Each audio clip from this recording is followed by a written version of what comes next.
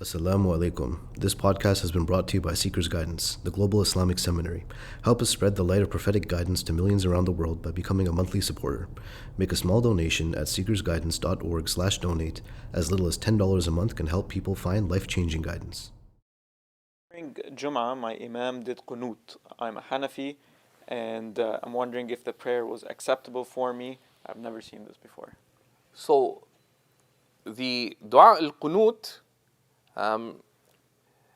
the Prophet ﷺ did the qunut prayer, right, for a period of time against these tribes that had killed some of the foremost of the companions, right? And we see a basis in the sunnah of the Prophet ﷺ for what's called qunutun nazila, when some great affliction befalls, to make qunut, which is qunut refers to a fervent, devoted prayer or supplication. And then the scholars differed on what is the precedent understood from this. So in some schools, such as the Shafi'i school, they considered it a general sunnah in the Fajr prayer.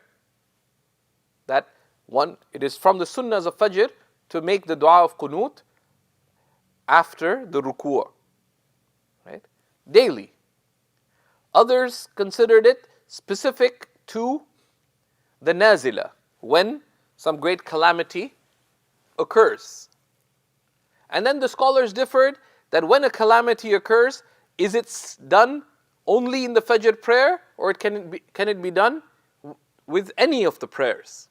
And if done, is it better done out loud or quietly? And this is from the beauty of our deen, that on some issues there is a diversity of opinions going back to the same precedent of the Prophet ﷺ. And the Prophet ﷺ was a prophet of diversity. He did not impose on his own companions just one understanding on these details. They understood different meanings from his encompassing example. So if your imam did the qunut, whether it be in the Jum'ah prayer or other prayers, this has a basis in sound Islamic scholarship, and this does not in any way affect the validity or soundness of your prayer. Within the Hanafi school, the basis is that if the imam does the qunut, one stands silently behind them. One would say Ameen within oneself, right? Though, if everyone is raising their hands, right, there is also a consideration of also raising one's hands for a secondary consideration, which is muwafaqatul jama'ah, so that one does not differ from the congregation. And this is one of the beautiful teachings understood from the sunnah of the Prophet ﷺ, that sometimes one may do something or leave something that, in order to be in accordance with the congregation, in matters where there is difference of opinion regarding which is the optimal conduct. So they say, for example, if you go to a land where no one gives the Ameen out loud, and you're a Shafi'i, for example, many of the Shafi'i scholars say it would be probably better not to say Ameen out loud, so you don't confuse people. And we see this actually from the practice of Imam al-Shafi'i himself. It's related when he led Fajr prayer at the masjid next to the grave of Abu Hanifa. Imam al-Shafi'i did not raise his hands in and out of ruku', and he did not recite the qunut out loud. He did it, but within himself. And when asked, he said, out of respect for the one in that grave. Because it was after the time of Imam Abu Hanifa.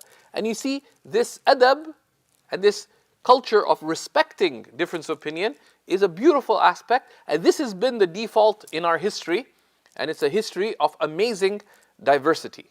Similarly, when I got to Damascus, I was confused. Sometimes I'd see Hanafi scholars at Fajr, they would do the qunut once in a while.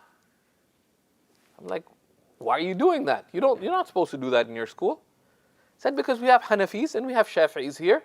If we only do things just in one ways, simple people will start imagining that it's as if we're two separate sects. But you have to do things in a way that accommodates everyone.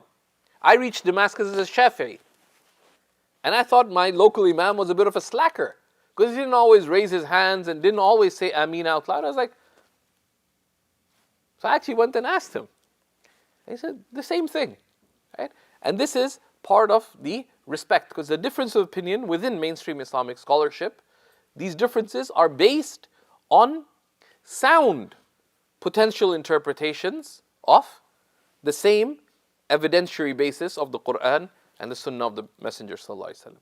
So we follow generally what we consider to be more correct. But one of the reasons one may take an opinion of another school is out of consideration of that which corresponds to the group or where there would be greater interest. May Allah subhanahu wa ta'ala grant us wisdom and clarity and insight. But when we're unsure of things like this, it's a good practice to consult those who know. فَاسْأَلُوا أَهْلَ الذِّكْرِ إِن كُنْتُمْ لَا تَعْلَمُونَ. Ask the people of remembrance if you know not.